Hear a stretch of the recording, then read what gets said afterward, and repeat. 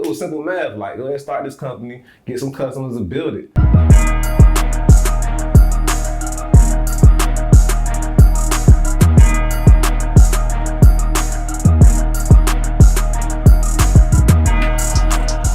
Yo, what's good? It's Korb, and I'm here on Tidewater Waves, man. Yes, sir. Appreciate you pulling up, man. Hey, no problem. I appreciate you. Yeah, no doubt, no doubt. So, we can waste no time, get right into it. You can tell the people more about who you are and where you from. All right, I'm Korb. Korb, man, if you know me for that, I'm from Norfolk, Virginia. I got a couple things going on. I got the brand Caremore I've been standing behind since 2015. Started my moving company, Caremore Movers, a nonprofit Caremore community group. Started those same years. Been doing them constantly. Been running those. Started open up a storefront 2020. During the pandemic, over in Norfolk General Shopping Center. We just been scaling up and continue to grow from there. Got a new production company, MTX, that just dropped. We have a podcast show that premieres every Thursday, More Than Expected. But it's a little bit about me, but it's a lot to know. Yeah. Salute. You said a little bit, but you named a lot. I gotta commend that, especially during the pandemic. Hey, appreciate you, man. You gotta always stay hustling, man. Yeah, stay busy. Stay busy. Yeah. So you mentioned opening up that storefront. You said during the pandemic, right? Yep. Okay. Yeah. So how was that process, and how hard was that? Just with everything going on. The process, it was different. Like, it was new because I ain't know nothing about it. About getting an actual storefront. I ain't even had nobody to really talk to get any advice on it. So before that, a year prior to me having a storefront, I had rented out an office space. But it was just a room inside of a big building. It was downtown Norfolk. But something about just being in that small room, it was like, I felt like I had to get up out of there. Like, it was closing my mindset, limiting my expectations for myself. So I just forced myself to get out of there, not knowing where I was about to go next. That was October 2019. And then October 2020, I'm not even go that far. Probably like the beginning of 2020, I started having thoughts of having my own store. I never seen a moving company have a store, and definitely not a storefront.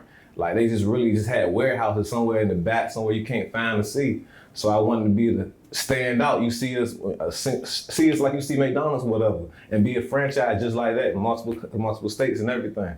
So I started having an idea, and everything started rolling into place from there. Opportunities presented itself, and October 2020, a year later, after I left out the office, we had the space, But I did the whole process myself. It's like everything since the beginning. I really just took time to just strategize and figure out where was the best location, what was gonna give me the best traffic, and I wanted to stay in Norfolk because I wanted to keep it in the core, like where I'm from. Yeah, definitely. So, I gotta salute that. Like you said, just homegrown, really, trying to be a trailblazer in your own industry. Yeah. So, fact. Yeah, that's dope. So how's the reception been from, just the community? Like you say, you from Norfolk, just, putting these, businesses and things in play. I'm gonna be real though, the love, you might feel the love a little bit, but people don't really acknowledge stuff, and I don't even look for the acknowledgement, but I'm gonna just say this, I get love from the people that I need my love from, you feel me? Like, a lot of people, I feel like I have to lead a certain way and just continue to lead by example. I don't think it's no hate or none of that. I just think people got their own things going on that sometimes they can see what you have going on and be so messed up and so distracted that they don't have nothing going on, that it makes them kind of envious or makes them not even want to say nothing or speak about what you got going on because they so focused on why they life not working out. So the people in the city, the city love it, they need it. They need to care more, and we got care more. And since I started the moving company, started opening the store, I used it for more than just moving. Like I converted it, so now, like I said, I got the nonprofit Care More Community. So now we converted it. So basically, we transformed the store of not having to just use it for moving purposes, because most of our money for moving came from outside the store. They're really just getting calls inside the store, selling boxes, selling renting U-Haul, stuff like that. So now we're able to rent out the building. We rent out the space. We do community events in the store. We do pop-up events. So now the community is loving things like that because it's helping to benefit and they're able to be part of it. When I was just doing it really just the moving, people seen it, but it really, if they weren't part of the movement, it's like they're not really following it for real. They just see it, you feel me? But when you make somebody part of it, make somebody feel like they have something to do with it, or make something more relatable to them, now they have a reason to want to be a part of it or want to even support it more. Yeah, they buy into like the personality of, dope. So how'd you get into that lane, like the moving? The moving, well, back in 2014, I got put out the military. It was unexpectedly, and I had to get up. I started doing some bullshit jobs that weren't paying me nothing, and I had a kid, and I knew I always had to be great. Like I already knew I was gonna be great. I always wanted to be an entrepreneur. I used to sell everything back in school. Like, man, since 6th grade, I was selling rubber bands, selling candy, selling gas, everything. Like, that's what I did. I was a hustler. So when I got out of the military, well, I never wanted to stay in the military anyway, but when I got out, it was like, all right, I'm doing these bullshit ass jobs. What I'm gonna do? Like, so I started a non-emergency medical transportation company. Like, it was a long story behind that, but I started that all on my own. Was saying basically I used to pick up people, take them to their appointments or their medical appointments, taking them to pick up their prescriptions, taking classes and different things like that. And I had a contract through the state. I was the youngest person that looked like me in the state ever to do something like that. I was like 22 years old, had a contract with the state, and people who had Medicaid had free rides with me. That, because it was my first year in business, I ain't had too much experience or mentorship or anything. It failed after a year. I had to close it. Once I closed it though, my homeboy had a moving company. What's his name? I started working with him just to get some side money because I ain't had no money coming in. I started doing it and I actually hated it. Like, man, I can't see how somebody would do this every day. Once I started doing it more though, and I seen the money, and I was like, damn, I could just start a business doing this. And it was less overhead. Like with the medical transport company, I had to pay for vehicles, pay for insurance, pay for gas, miles, employees, everything. With a moving, I didn't even have to pay for a truck. Like I could really just arrive to the job with just me and somebody else. Like starting with labor only moves. Like you really just need your a person and a helper to help you. Like the people, the customer has the truck or the pot or whatever. So it was simple math. Like let's start this company, get some customers and build it. So I started it, like I said, 2015. And once I started seeing the way the money was coming in, and I was able to get all my homeboys and get all them jobs. Like it's summertime, now you get able to get paid same day. Like who not liking that? Like we all eating, we all having fun, we working together. So I really just fell in love with it. And I just took it to the next level, and that's how we ended up with the storefront, of course. Word, dope. Yeah, so what all you got going on, you gotta have the media involved, and I do want to tap into that, your media company. Okay. So, how did you end up transitioning into that, and just like the inspiration and how it connects with your other businesses? Okay, well, the media, that's actually like the root of me. Like before all this moving, before the nonprofit, before the storefront, I was a rapper, Korb ski. Like I was full-blown rapper, had videos on World Star, putting projects out, spending $500 on videos, putting albums out, doing shows. Like that was me. I'm doing it. I'm all the way a rapper. I'm an artist for real. Yeah. So but when I was doing that while I was in the military, so most of my income was coming from the military. Like I was able to spend all that bread on that, like, and really invest in myself. But once I got out, like I kind of went through a time where I was down and my music wasn't even sound the same. It just put me in a state where I wasn't able to create the same. So I left the music scene really. Well, I completely really left. I ain't made no music really since. But this is like this is how it really came full circle. It put me back in front of the camera. Like, cause I always had stuff to say and I always had different perspective on things. So I used to joke about starting a podcast with my friends and what's the name, starting some type of show. But I didn't know exactly how I was gonna do it. So then one day I just did it. Like I was like, man, we about to do this. I hit up my brother. He's an author, film director. He's an author, film writer. But I hit him up. We did our first episode, and from there I just never stopped. But it was like I always was supposed to be in front of that camera, and I always was supposed to be.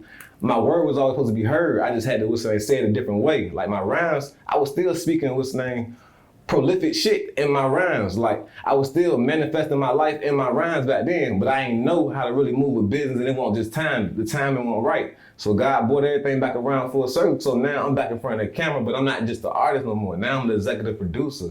Now it's MTX. Now it's more than expected. Now it's a whole media production company. You feel me? It started with just the podcast. Well, it started with just the show / podcast that I did my first interview with my brother, the author / film writer. But it's Kevin Brown, by the way. We got some short story. We got some short films coming soon, so y'all be on the lookout, man.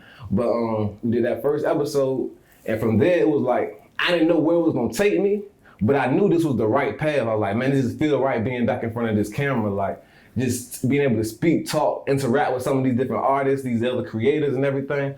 Like this feels right, and I was able to conduct things on the executive level, like being able to orchestrate who's gonna film this or who's gonna produce this or write whatever for the show itself. So it was like, when I seen the bigger picture, it was like, damn, got this podcast, but ownership is very important.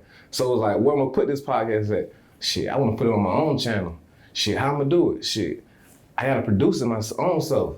Shit, how am I gonna do that? I'm gonna start my own production company. And because I was already in the media lane, it was like, damn, like that's already me. Like I love to be a part of creating projects. Like this, music is one thing, but you can still tie music into the videography and photography and all that. It's still part of being an artist.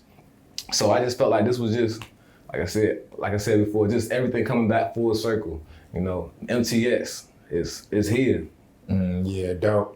And the way you explained it, I think it's pretty, 100% similar to the name, like more than expected. Like you said, how everything came back full circle. So, facts, man. Yeah, you just gotta be in that alignment. Facts, yeah. Man. So your bio, I mean, everything you were saying, but your bio says serial entrepreneur. So like, where did you get that, just thirst for like business, all right, I wanna, because a lot of people do things but don't really have it organized, don't really set up companies. So where did that like entrepreneurship side of you come from? Like I said, man, shit.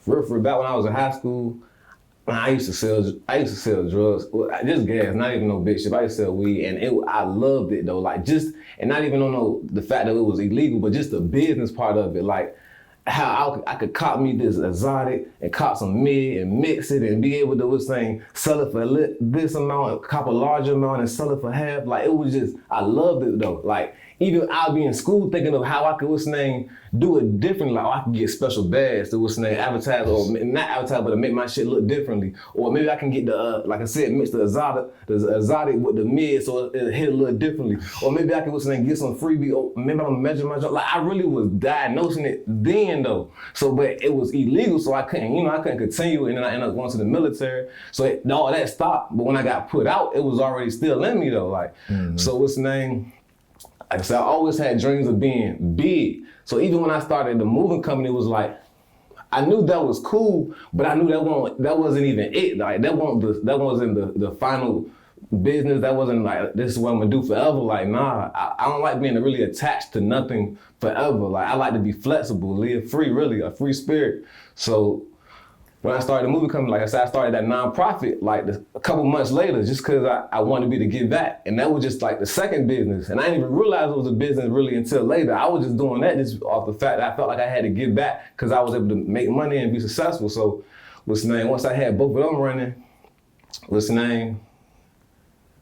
through Care More Community, I actually started something called Care More on Sundays. This was this brand you see on me right here, Self Care More.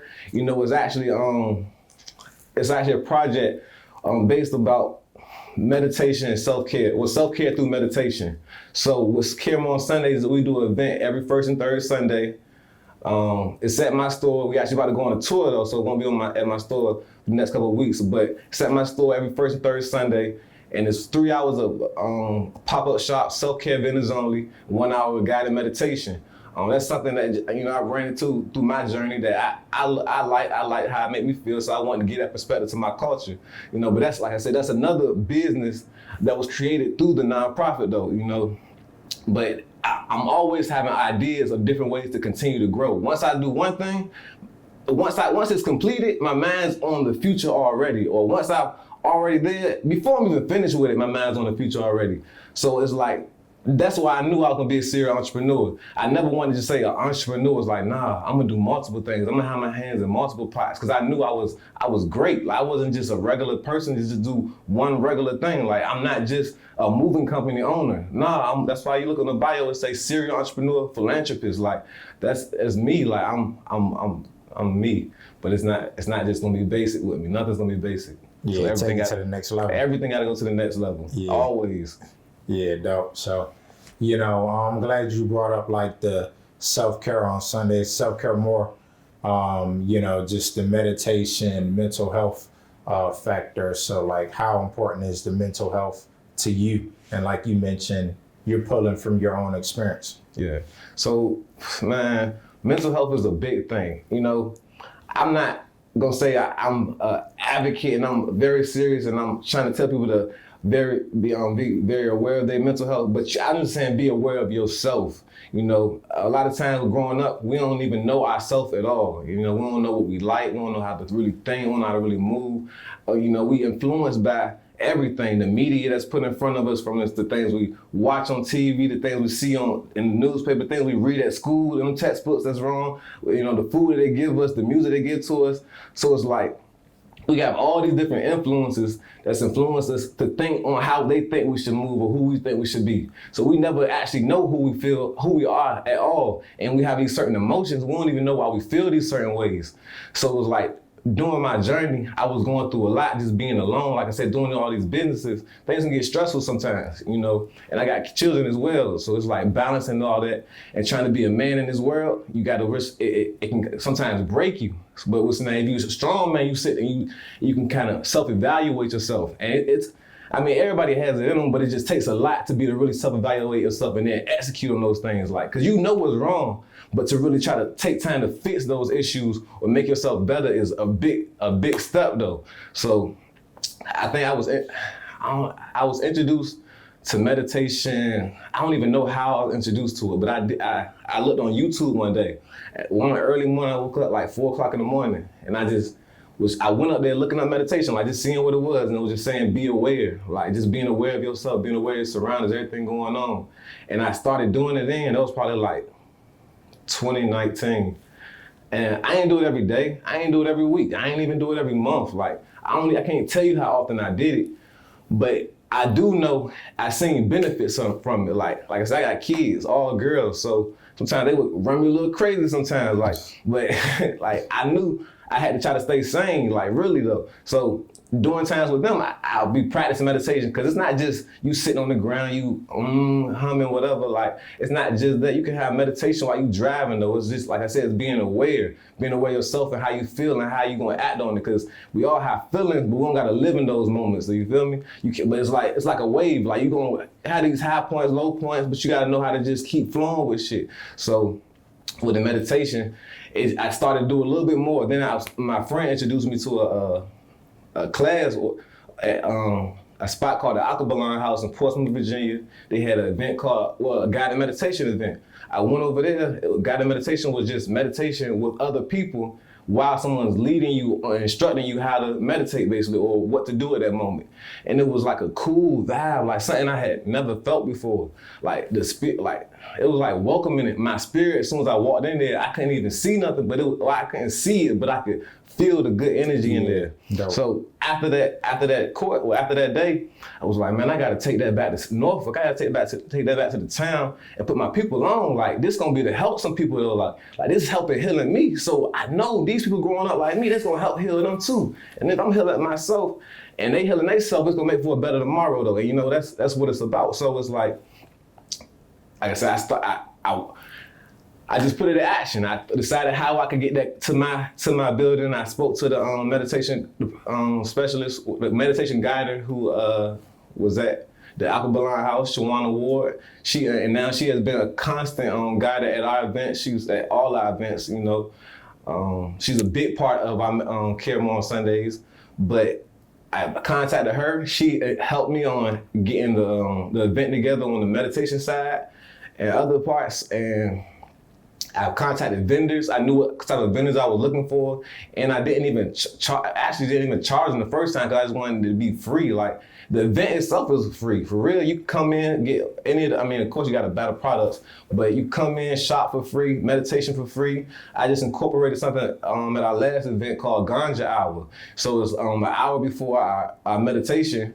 We smoke and we chill. Like, you can still be shopping, but you can smoke in there, you can relax, and it's a live performance. Like, you can hear good vibes, maybe hear somebody on the mic, but it's just good energy. And we do it on Sunday so we can like restart and reset your week right. So it gets you to just be in a good feeling before you start your week, you know, good energy, like good vibrations. Like, it's needed for the culture. It's needed for the area because there's a whole lot of negativity and goddamn low vibrational shit going on.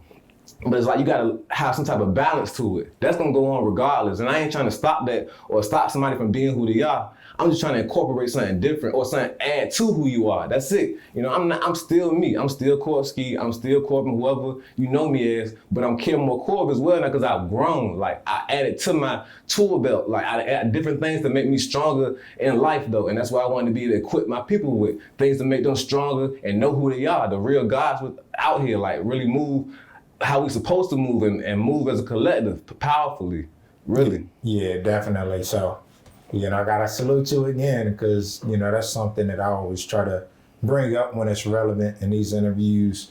Mental health, just, you know, like you said, self-care, just really, like you say, meditation doesn't have to be, all right, I'm just sitting there, you know, just like you said, being aware, moving around, being in touch with yourself. So yeah, and then and when you started, and once I started that process, I started to just care about myself a lot more, like my appearance, what I'm eating, what I'm putting in myself, what I'm looking at. That's a whole, and then I started to care about the things I was doing for my kids, the things I'm supposed to them to. So it was like, damn, like, from one person, you can change the world, like, for real. Like, so it's like, damn, I get this game to my child, they can give it to somebody else, and like, boom. Like, people always trying to fix issues when it's a problem. Like, they want to march after somebody gets shot. They want to, scream at the teacher after their child and failed a grade or something. Like, nah, we're gonna fix the core issues. We're gonna start fixing the problems within though. We're gonna catch them early so we don't gotta lead to those issues. You know, but that's a bigger topic that a lot of people don't want to speak on, but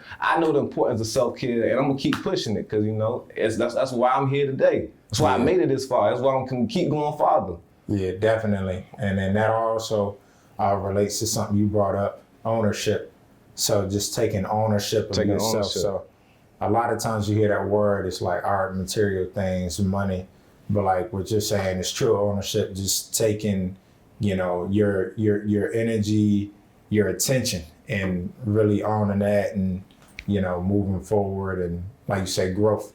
Facts. So facts. And then through that growth process, while you moving with purpose, and moving in the right lane, all that other shit, that materialistic stuff that you want, it's gonna attract to you. You know, everything that you want and your thoughts, you create your reality. So whatever, law of attraction is real. Like, it's a mirror reality. Like, if you can see it, it's gonna be your real life for real. So like I said, but you gotta be following the right path and what you feel is intentionally right. Well, what you feel is right, like I said, because it's no real right or wrong, no good or bad, I believe. But it's all about perspective sometimes. And it's all about how you go up on it. So that's why I say it's about being aware about what you actually feel, how you feel about certain situations. And if you doing everything you feel is right, like I said, those things is gonna attract to you like madness. Like life is magical once you really know the power that you got within you though. Yeah. For real, that ain't even no cliche, crazy talk. Like that's some real shit. It's so simple that people just overlook it though. It's really that simple though.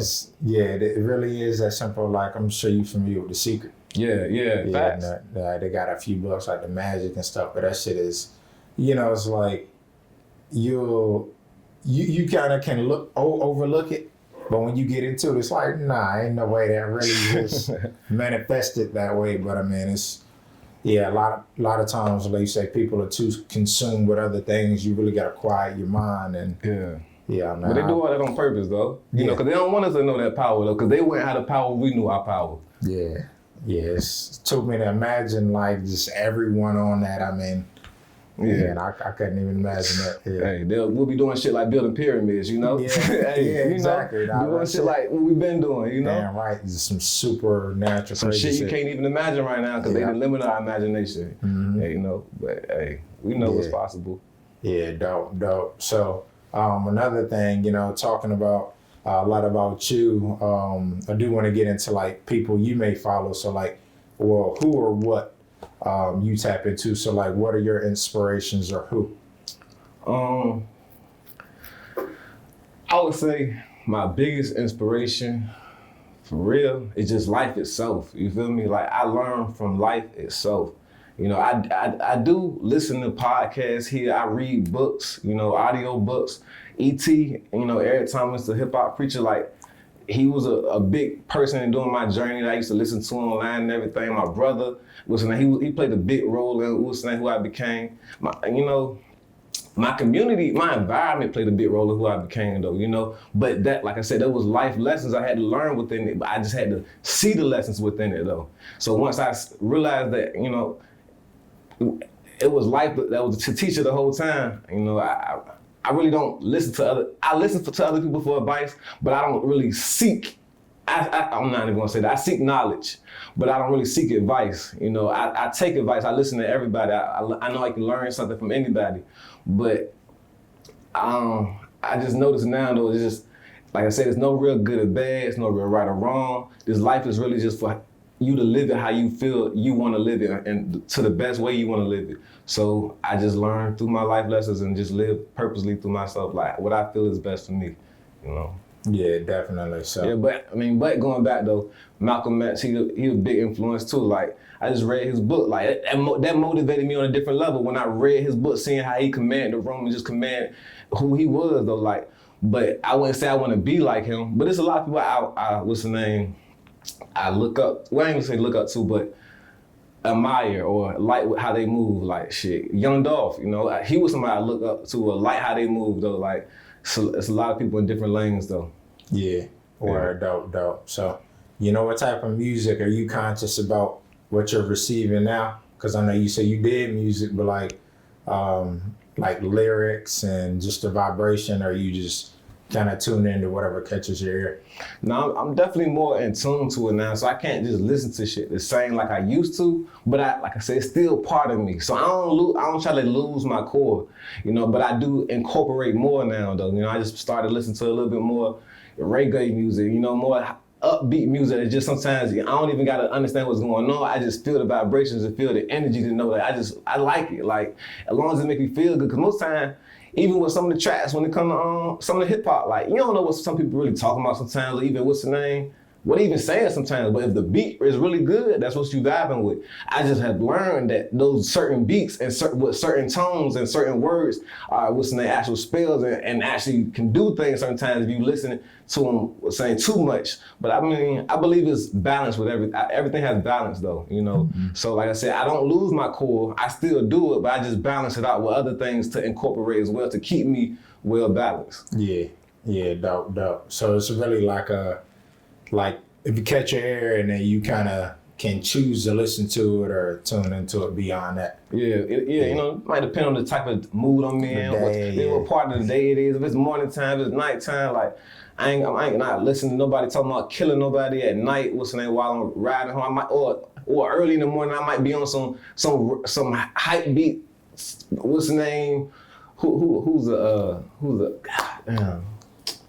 I can't even think of the artist's name. Wizkid. I might be listening to some shit like Wizkid or something. Like he's an artist I really like just for the vibes and the high vibrations that's going on. Like Bob Marley, like those type people I really listen to for just those high vibrations. But when it comes to just listening for the authentic music, I like people like Kodak. He's one of my favorite artists because I like the authenticity behind it. Like the way he speaks, how he really feels. It's like he's able to just flow with the track like I said, like the ocean. Yeah, like it's different. Everybody can't do that. He can really speak what's on his mind, his real feelings, and like an artist. Really, like you see somebody paint something, like he can do the same thing. It's just he do it through audio. So it's like I said, Kodak.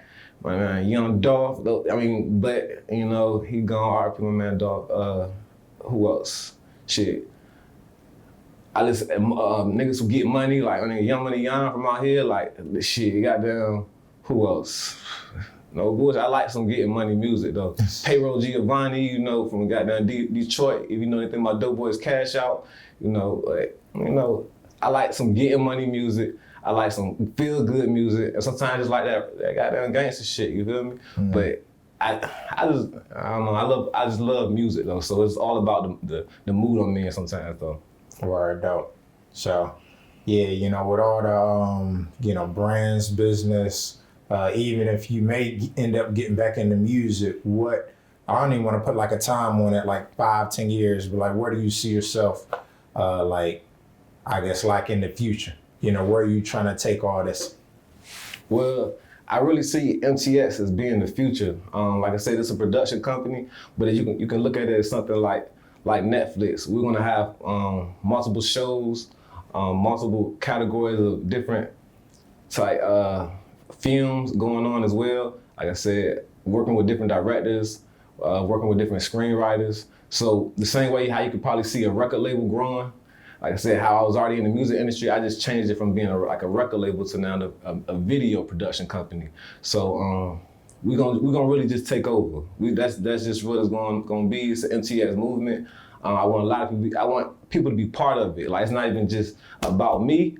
But it's like I know the creative genius out here, and I know the certain push that be needed behind certain people, and I know my expertise behind a lot of things. And I believe I went through a lot when it came to business alone, so I could be prepared for this moment. Like I said, I had to stop rapping, but it brought me back here though, still in this same lane. But like I said, now I'm the executive producer. You feel me? 50 Cent don't write none of them shows on Power, but he's a part of it. He might have certain things to edit or say something to add to the script or whatever, but he's a part of it. He know how to bring things together. I know my role, I know who I am. And like I said, MTS, that's what we pushing, that's what we own. And you know, More Than Expected's out now. You got, what's the name, monologues and short films coming soon by Kevin Brown. You know, more directors and more screenwriters partnering with us. You know, it's just gonna grow, you know, so.